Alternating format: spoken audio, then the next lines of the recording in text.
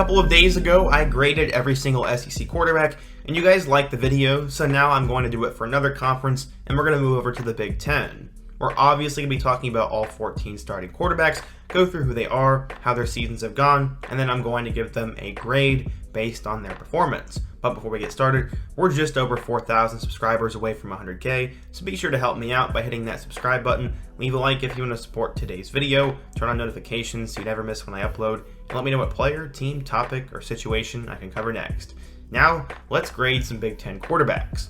We're going to do this in random order, and let's first start out with Casey Thompson. Son of a former college football legend, Casey Thompson grew up a big-time quarterback and decided to commit to Texas coming out of high school despite his dad playing at Oklahoma. In his first 2 seasons, he barely played for Texas, but he'd get an opportunity to play in their bowl game against Colorado where he would go off. Because of that, him and Hudson Card would go through a quarterback battle, and in 2021, Thompson would throw for over 2,000 yards with 24 touchdowns and 9 picks. After Quinn Ewers transferred in, Thompson decided to transfer over to the Big Ten, where he was named the starter at Nebraska. So far this year, he's thrown for 2,023 yards, 12 touchdowns, and 10 interceptions, with 5 more scores on the ground. Nebraska football has unfortunately been a dumpster fire, but Thompson hasn't been horrible. He has 17 touchdowns and 10 turnovers, which isn't ideal, but things could be a whole lot worse for him, so I'm going to give him a C+, which is pretty much average. Up next, we're going to talk about Talia Tagovailoa. Obviously, he was the younger brother to Tua, and after becoming a 4-star recruit and going to Bama, he decided to follow Mike Locksley up to Maryland for the 2020 season.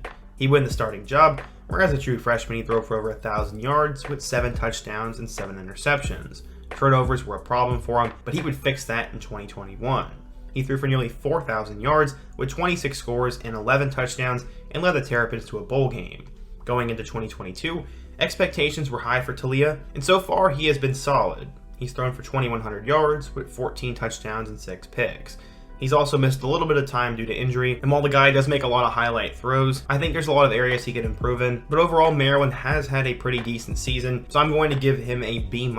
Up next, we're going to talk about Peyton Thorne. After originally committing to Western Michigan out of high school, the 3-star recruit decided to stick around for the Mel Tucker era. He started a couple games towards the end of the 2020 season and was eventually named the starter going into 2021. Last year, Thorne was a glorified game manager. He threw for over 3,200 yards with 27 touchdowns and 10 interceptions as the Spartans won over 10 games and had their breakout season. Thorne was expected to be big time this year, but he honestly has not been that great. He's thrown for 2,100 yards with 16 touchdowns and 9 interceptions, and while he apparently has been playing through an injury and a lot of dysfunction, Thorne has regressed from last year. His turnover mark is pretty much the same, and he's not scoring at the same level. Based on expectations, I'm going to give Thorne a C+. Sticking in the Big Ten East, let's talk about Indiana starting quarterback Conor Basilak. After becoming a 4-star recruit, Conor Basilak decided to leave the city of Dayton, Ohio for Columbia, Missouri. As a true freshman, he'd play in 1 game against Arkansas where he would tear his ACL. Going into the 2020 season, he would recover, and after Sean Robinson struggled, he'd take over and won SEC Freshman of the Year. He threw for 2,366 yards with 7 touchdowns and 6 picks, and while personally as a Mizzou fan, I don't think he deserved SEC Freshman of the Year, the potential was obviously there for him. In 2021, he became the full-time starter and honestly regressed. He threw for 2,500 yards with 16 touchdowns and 11 picks, and battled an injury and bad play calling all season. Basilak and Mizzou ended on bad terms, so he decided to transfer over to the Big Ten and call Bloomington his home. So far this year, he's completed 55% of his passes with 2,100 yards passing, 12 touchdowns, and 9 picks. He's been getting banged up behind a bad offensive line, he's not been very efficient, has struggled turning the ball over, and is currently not even playing anymore. Basilak hasn't been awful, but I don't think he's been great either. Like a lot of the other guys on the list, I'm going to give him a C. Going into this year, Aiden O'Connell was the projected 2nd best quarterback in the Big Ten, and it was for good reason. After starting out as a walk-on, O'Connell would climb up the depth chart in 2019 and throw for over 1,000 yards and 8 touchdowns to finish the season. In 2020, he battled out with Jack Plummer, and he would split time with him, ultimately throwing for 7 scores. Last year, Plummer won the starting job at the beginning of the season, but then, when he struggled, O'Connell took over and went off. He threw for 3,712 yards with 28 touchdowns and 11 interceptions and led Purdue to 9 wins, and he had insane expectations for this year. He decided to use his extra year of eligibility, and Jack Plummer transferred to Cal, so this year it was going to be Aiden O'Connell's team. Unfortunately though, O'Connell has been up and down. So far, he's thrown for 2,675 yards with 18 touchdowns and 11 interceptions. As someone who went to Purdue and claims to be a fan of them, O'Connell has been very up and down. Some games he's completely disappeared, while other games he's turned it on.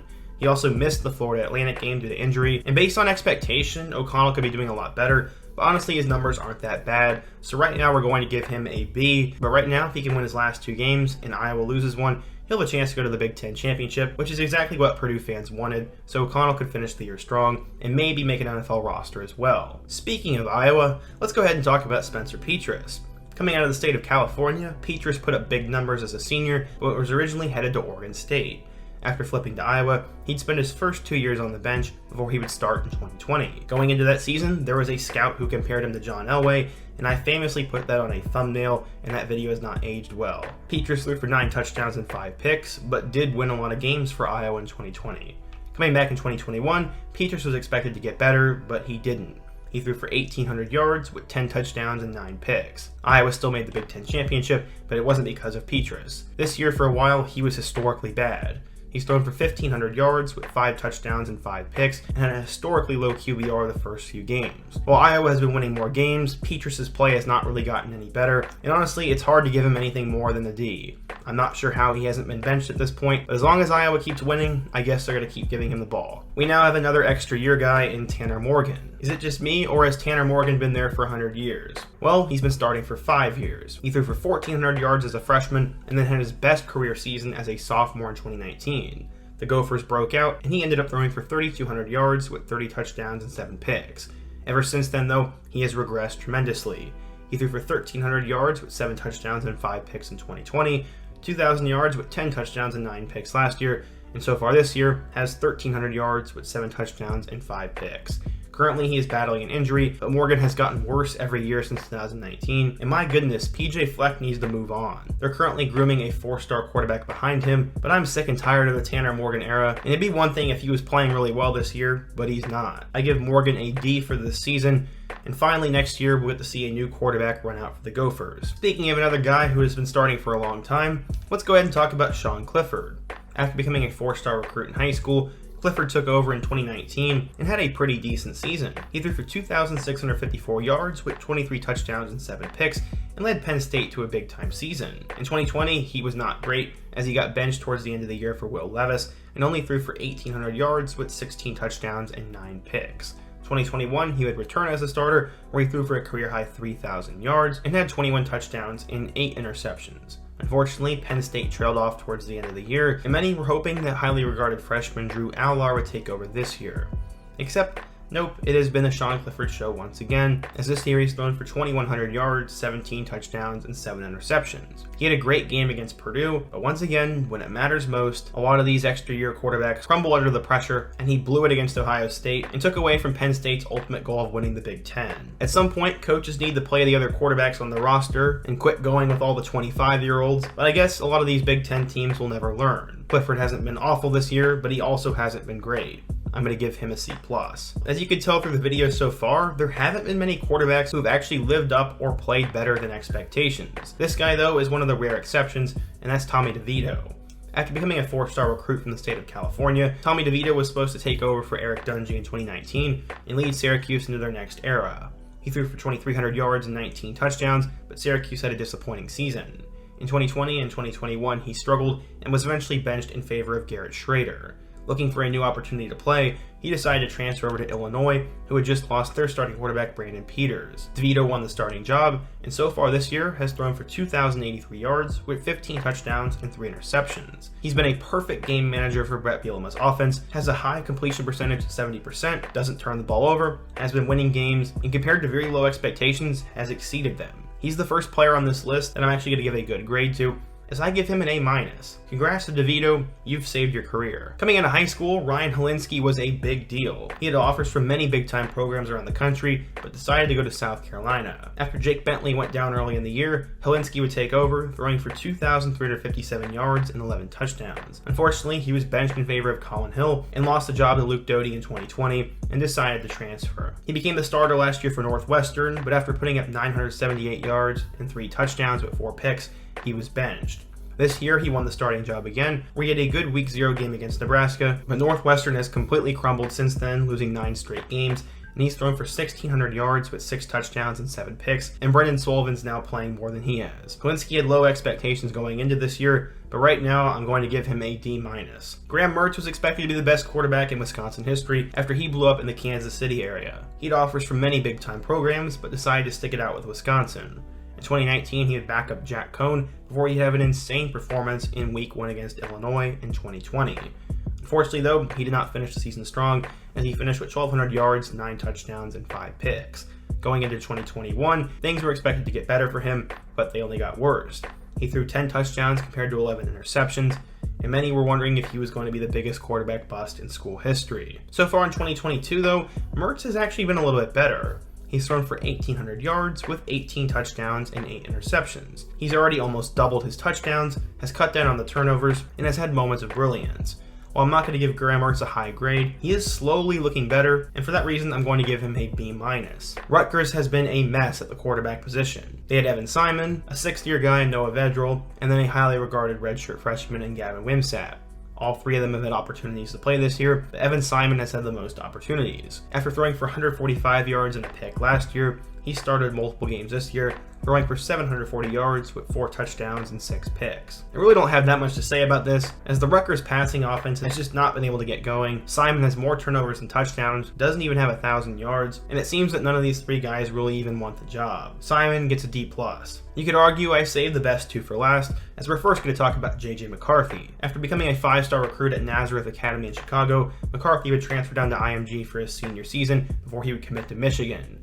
Last year, he would back up Cade McNamara, combining for 7 touchdowns and helping Michigan get to the college football playoff. Going into this year, it was announced that there was going to be a 2 starting quarterback system, and both McNamara and McCarthy were going to get a chance to play.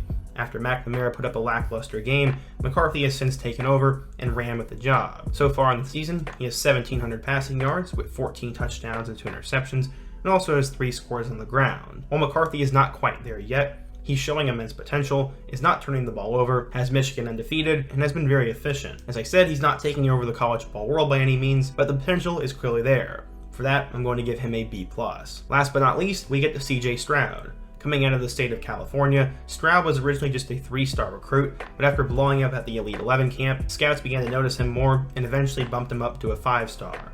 He decided to commit to Ohio State, where he would redshirt behind Justin Fields in 2020. His lone carry in 2020 would go for a touchdown against Michigan State, and he beat out both Jack Miller and Kyle McCord for the starting job in 2021. Last year, Stroud went insane. He threw for 4,435 yards, with 44 touchdowns and 6 picks, and just seemed to have that it factor. Unfortunately, Ohio State lost to both Oregon and Michigan, which left a sour taste in people's mouth, which probably annoyed the heck out of Stroud. He was supposed to come back on a mission this year, and for the most part, Stroud has done that. He's thrown for 2,750 yards with 34 touchdowns and 4 interceptions. While both his touchdowns and completion percentage has gone down, Stroud still has that it factor to him. The Buckeyes are currently undefeated. They have the best offense in the country, and Stroud still has a good chance at winning the Heisman Trophy. Based on expectations, I'm going to give CJ Stroud an A. So yeah, in today's video, I talked about all the Big Ten starting quarterbacks, went through how their seasons have gone, and have given them grades. Let me know what you agree and disagree with down below. Give me a topic I can do in my next video. And before you go, don't forget to leave a like, subscribe if you're new, and check out all other videos on the end screen. I hope to see you guys again soon, but until next time, peace.